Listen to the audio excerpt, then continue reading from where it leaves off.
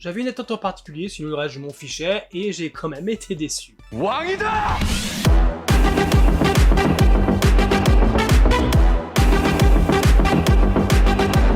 Wow. Hello, on se retrouve aujourd'hui pour que je vous parle des 5 raisons qui, selon moi, juste moi, attention, font que vous ne devriez pas regarder le drama japonais Etokusatsu issu de la franchise Super Sentai, Kikai Sentai Zenkaiger. Petite info avant de commencer, cela devait être une célébration, la série anniversaire de la franchise, car en 2021, on fêtait la 45e série Super Sentai. Et ben l'anniversaire, honnêtement, on le cherche encore.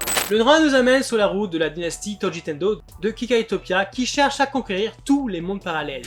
Mais un phénomène étrange fusionne alors Kikaitopia et le monde humain en un seul, où les habitants vont devoir apprendre à coexister pacifiquement. Un mois plus tard après cet événement, alors que Toji Tendo commence son plan de conquête, il voit surgir face à leur armée Kaito Goshikida qui, à l'aide des Sentai Gear laissés par ses parents disparus, se transforme en Zenkaiger pour les combattre. Très vite, il est rejoint par 4 Kikainoïdes dans sa lutte et forme alors avec eux le Kikai Sentai Zenkaiger. Mais Toji Tendo a plus d'un corde à son arc pour dominer l'entièreté des mondes. La première raison, c'est tout simplement, c'est censé être une saison anniversaire. Ah bon? Parce que, honnêtement, je le cherche encore. Alors, peut-être est-ce ma faute, peut-être que j'attends trop d'une série anniversaire. Peut-être est-ce que j'ai trop en tête la précédente qui a vraiment marqué, qui était donc Kaizoku Sentai Gokaiger, où là on avait des acteurs qui ont joué d'anciens senshi, d'anciens guerriers, qui revenaient et qui rencontraient donc les Gokaiger.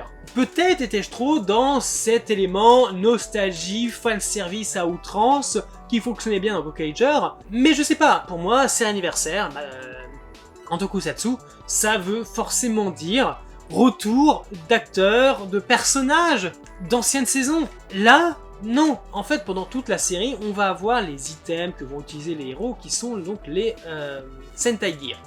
Donc chaque gear, à chaque fois qu'ils les mettront dans leur pistolet, leur permettront en fait d'utiliser un pouvoir d'un Sentai précédent. Mais le truc, c'est que ce pouvoir, il est aléatoire. Ça peut être un truc super cool qui va les aider, comme un truc complètement débile qui ne sert à rien.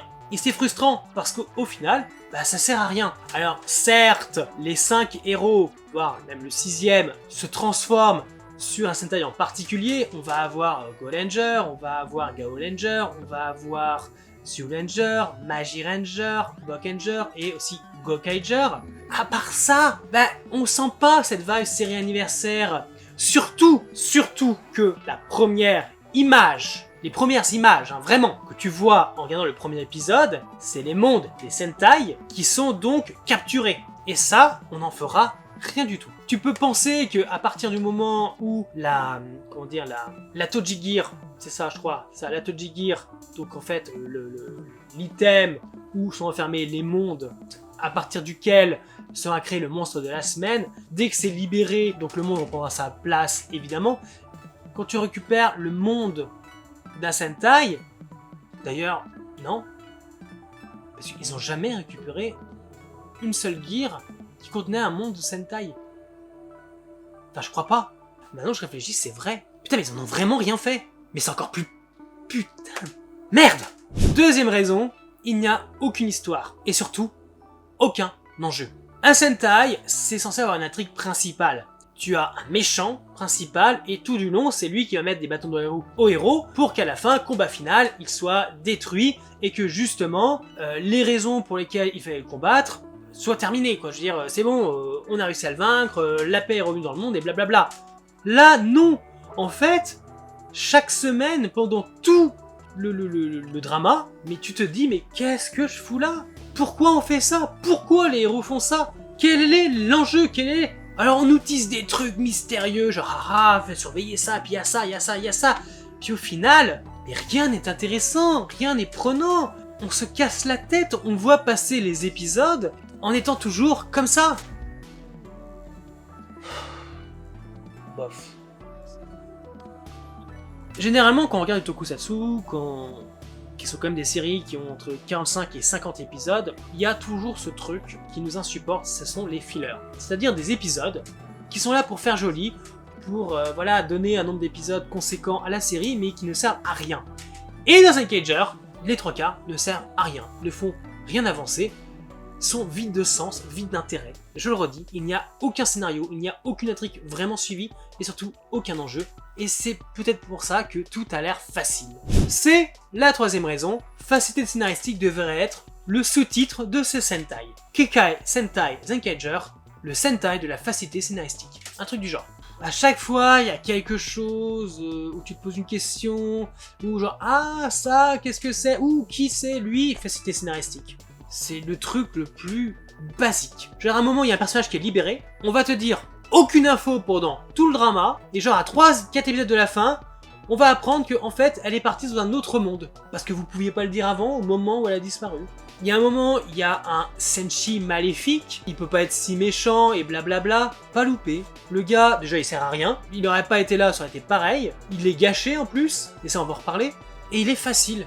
À chaque fois qu'on a besoin de résoudre un problème avec lui, ou avec un autre personnage, c'est facile. Tu as l'impression que le Sentai a été écrit par quelqu'un de 12 ans. Alors oui, on est d'accord, le Sentai aujourd'hui c'est plus destiné aux enfants, hein, parce qu'on vend des jouets, machin, tout ça, mais quand même, c'est censé être un adulte qui écrit. Je sais pas, là t'as l'impression que c'est le fils du scénariste qui a gribouillé sur le script de son père et le père était tellement dépité de faire quoi que ce soit qu'il a décidé de reprendre tel quel les idées de son fils. Je sais pas, en tout cas, c'est pas agréable à suivre, c'est hyper ennuyant. C'est sans doute le Sentai le plus ennuyant que j'ai pu voir. Vraiment. Et même, là je suis en train d'essayer de vous en parler, et je suis vraiment en train de chercher dans les souvenirs tellement rien ne m'a marqué. Mais par contre, un truc qui m'a marqué, c'est notre quatrième point. Les personnages sont déplorables. Je dirais même insipides. Le héros, Kaito, devrait être vraiment quelqu'un qui, je sais pas, qui explose à l'écran. Ok, il est pas raide, là, il est white plutôt. Au début, il est fun, il y a un truc, mais au fur et à mesure, bah tu t'en fous de lui, tu te dis, bon, tiens, s'il mourait, qu'est-ce qui se passerait? Bah rien, on s'en fout. Zulan, Gaon, Maginé ou Vloom sont tous insipides. En fait, le moment qui les rend les plus intéressants, c'est quand ils ont des visages humains. Parce qu'à un moment, oui, ils se font transformer en humains, je sais plus pourquoi, j'ai tellement tout oublié. Et c'est là le moment où c'est intéressant. C'est peut-être le problème, c'est que en fait, Zenkaiger, c'est la victime directe du Covid. De ce fait, il était très très compliqué d'avoir une équipe humaine. De ce fait, dans tout le drama, si on met de côté tout, pas les caméos, mais je veux dire les figurants, tu as que 3 acteurs humains et qui jouent pas sur le même plan à chaque fois. Tu vas voir donc le héros, hein, donc le chef de l'équipe, hein, donc Kaito. Tu vas voir le 6ème, Zox Tsukaiza, et tu vas voir, je sais plus, le Senshi maléfique là, qui est à moitié humain, avec sa bromance là. Et c'est tout. Donc oui, c'est difficile, mais je crois que cette saison se perd parce que n'y a pas ce côté, on peut se projeter dans les personnages. Et surtout, si t'aimes pas Kaito, si t'aimes pas le leader, eh ben, tu peux pas te projeter en lui, donc... Puis même au-delà de ça, les personnages sont pas intéressants, je veux dire... quand on essaie de leur donner du lore, bah, au final, c'est un truc bateau, encore une facilité. C'est pas intéressant, il y a pas ce petit truc qui me fait dire « Waouh, le personnage, waouh !» Non, il y a rien. Même quand un nouveau personnage arrive, très vite, on arrive à sa finalité. Et il n'évoluera plus jamais. C'est fatigant, c'est ennuyant, c'est pas intéressant. C'est fou, mais j'aime vraiment pas cette équipe. Je l'aime pas du tout. J'ai même peur des versus ou de les voir de revenir sur le devant de la scène dans de futurs films, dans de futurs team-up avec d'autres équipes. C'est Et puis bon, oh là là. Est-ce qu'on doit vraiment parler du 5e point? Bah la fin. Est-ce qu'il y a vraiment une fin? J'ai pas compris moi. Vraiment. Combat final, blablabla, tout ça, mais la fin, elle est aussi insipide que les personnages. C'est catastrophique. Y a rien qui va dans cette fin, on comprend rien. Alors déjà, y a pas d'enjeu, mais alors, la fin, on s'en branle. Et vraiment, est-ce qu'il y a vraiment une fin d'ailleurs? Non, c'est peut-être ça le truc, c'est qu'il n'y a pas de fin, et c'est ça qui me fait peur. C'est que vu qu'il n'y a pas de fin, on va forcément les revoir pour avoir la finalité de leur histoire. Ou pas, je ne sais pas, mais en tout cas, quel calvaire, c'est horrible. Et à l'époque, quand je l'ai vu fini, parce que maintenant, il y a d'autres saisons qui ont passé, il y a Don Brother, dont je vous parlerai dans quelques temps, qui est arrivé par la suite, et aujourd'hui il y a King Roger qui, enfin, rattrape le niveau. À l'époque, quand j'ai fini Zenkaiger, j'avais vraiment peur pour la suite, vers où on allait partir en termes de Sentai. Est-ce que la mort du Sentai allait être déclarée? J'avais vraiment peur de ça. Bon, c'est pas le cas, ça continue, mais je vous jure, après tel calvaire, on aurait pu y croire. Bref, à mon sens, Kikai Sentai Zenkager a prouvé, ou plutôt montré, comment rater une série Super Sentai et surtout un anniversaire en ne faisant rien de vraiment spécial, qui est aussi oubliable que l'utilité de la totalité des Sentai Gear. Les personnages sont étranges, l'histoire inexistante, donc l'intérêt n'a pas lieu d'être. Sa seule utilité restera donc, je pense, que cette série est le pont. La transition entre l'ancienne et la nouvelle formule de la licence. Mais maintenant, est-ce que la franchise va survivre à cela ?